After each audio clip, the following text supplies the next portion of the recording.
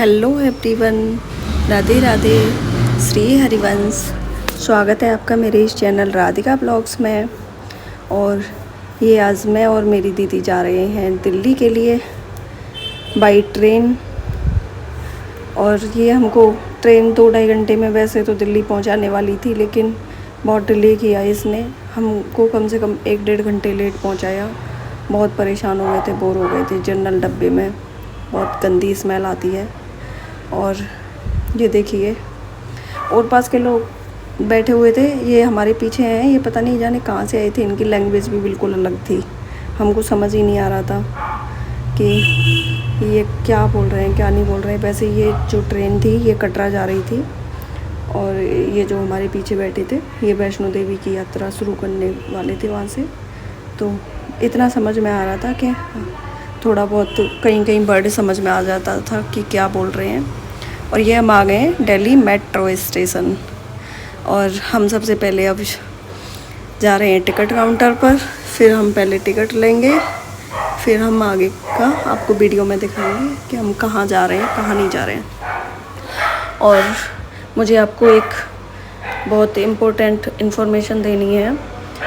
अगर आप अपना आधार कार्ड कहीं पर लगा रहे हैं किसी भी जगह पर, तो थोड़ा जानकारी लेकर ही लगाएं। और थोड़ी जानकारी होनी चाहिए कि हमारे आधार कार्ड की कॉपी वगैरह कहाँ पर लग रही है। कोई यूज़ अलग से तो नहीं कर रहा है हमारे आधार कार्ड का, क्योंकि मेरे साथ कुछ ऐसा ही हुआ है अभी 5-6 दिनों से। मेरा आधार कार्ड था, मैंने अभी एक गवर्नमेंट ट्रेनिंग हो रही थी तो उसमें मैंने पार्टिसिपेट किया था। उसमें 15-20 दिन की ट्रेनिंग होती है, तो मैंने वहाँ पर अपना आधार कार्ड दिया था। और एक जगह और दिया था, वहाँ भी ट्रेनिंग का ही था कुछ। एक डिप्लोमा है वो करा रहे थे, फिर उसके बाद ट्रेनिंग थी तो उसका करा रहे थे। और जो गवर्नमेंट साइट है NIC, वहाँ से मेरे पास डेली मैसेज आ रहा है कि मेरा आधार कार्ड है, उसका डेली बायोमेट्रिक ऑथेंटिकेशन हो रहा है। कोई बायोमेट्रिक तरीके से मेरे आधार कार्ड को यूज कर रहा है। और डेली मैसेज भी आता है, सक्सेसफुल का भी आ जाता है। कभी कभी जब नहीं हो पाता है तो फेल्ड का भी आता है। और ये मेरे साथ 30 तारीख से कंटिन्यू हो रहा है। और मेरे पास जब मैंने मेल चेक किए, मेल आते थे कंटिन्यू, और मैंने मेल चेक किया एकदम से जब मेरे को पता चला है कि कोई मेरे कार्ड का शायद मिसयूज कर रहा है, तो इसलिए सबसे पहले मैंने 1947 पर कॉल करके उसको कार्ड का जो बायोमेट्रिक है उसको लॉक कराया है। और अगर कभी भी आपका आधार कार्ड आपको लग रहा है कि कोई और यूज कर रहा है, तो आपको सबसे पहले कॉल करना है 1947 पर, और आपको अपनी बायोमेट्रिक लॉक करा देनी है, जिससे आपका कार्ड का कोई यूज़ अदर पर्सन नहीं कर पाएगा। क्योंकि आजकल आधार कार्ड जो हैं वो सबके बैंक अकाउंट से अटैच होते हैं, और आपके अकाउंट ऐसे ही खाली हो जाएंगे। तो इसलिए ये मेरे साथ हुआ है, तो मुझे लगा कि मैं आप सबको एक बार इन्फॉर्म कर दूं। और ये हैं हम मेट्रो में, ये देखिए। और वैसे तो मेट्रो में बहुत भीड़ मिलती है, लेकिन इस बार नहीं थी। और ये अंकल पता नहीं ज़्यादा थके हारे आए थे, जो कि बेचारे सो गए थे। और बहुत लोग आते हैं, वैसे तो ज़्यादातर वर्किंग पर्सन ही होते हैं जो डेली सफ़र करते हैं। और ये मैं हूँ। अब हम आगे दिखाते हैं कि आपको कहाँ जा रहे हैं हम और किस पर्पज़ से जा रहे हैं। वैसे मेरा कुछ अलग से काम था, और दीदी को भी कुछ सामान लेना था, तो इसलिए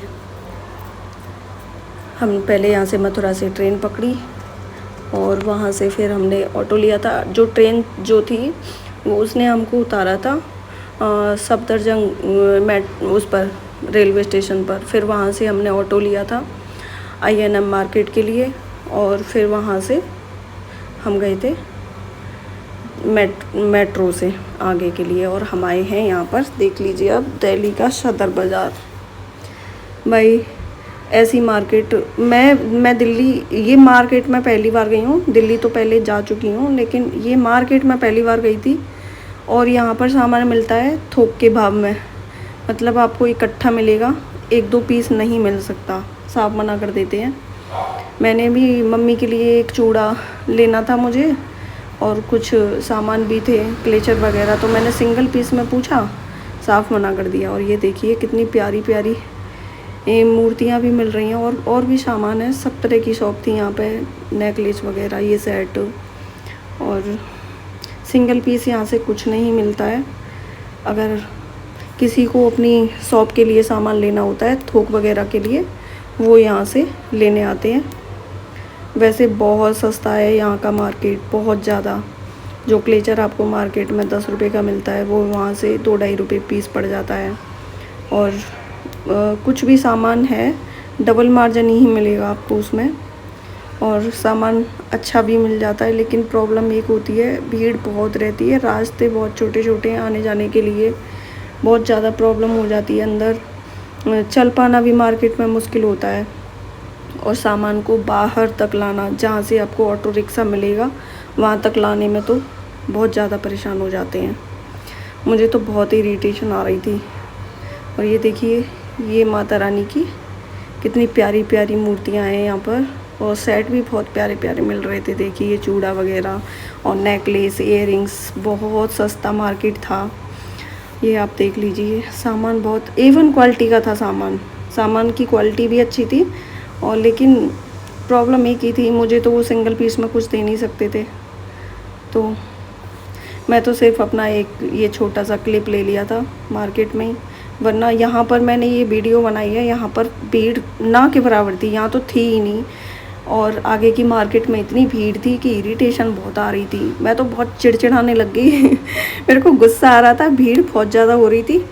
तो जब ज़्यादा परेशान हो गई तो मैं बोल रही थी, इस दिल्ली पे तो लोग बहुत घमंड करते हैं, ये हमारे गांव में जा कर के देखो कितना अच्छा एकदम से रोड मिलेगा, एकदम खाली खाली और एकदम साफ और क्लियर नेचर वगैरह सब कुछ। तो ये देखिए यहाँ पर डिब्बे डिब्बे जैसे मकान लगते हैं, एक मकान में कम से कम हज़ारों फ्लैट बने होते हैं, और यहाँ पर लोग पता ही नहीं है कैसे जी रहे हैं। गांव का आदमी अगर सिटी में चला जाए तो परेशानी हो जाता है। वैसे आप देख लीजिए, चमक दमक की दिल्ली, बहुत ट्रैफिक था, बहुत ज़्यादा, हमको लेट भी हो गया था और ट्रैफिक बहुत ज़्यादा था। जब मेरे को वहाँ पे इरिटेशन आ रही तो मैं कह रही, अरे इस दिल्ली पे तो लोग घमंड करते हैं, यहाँ से गांव जाते हैं तो गांव वाले इतने भोले होते हैं, उनको दिखाते हैं हम आए हैं दिल्ली से, देखो हम दिल्ली से आए हैं। और दिल्ली में जाकर देखो तो सच में ही लगता ही नहीं है कि कैसे सरवाइव कर पाते हैं इतनी भीड़ भाड़ के इलाके में। बहुत चलिए अब हम इस ब्लॉग का एंड करते हैं। सो राधे राधे, बाय बाय, मिलते हैं।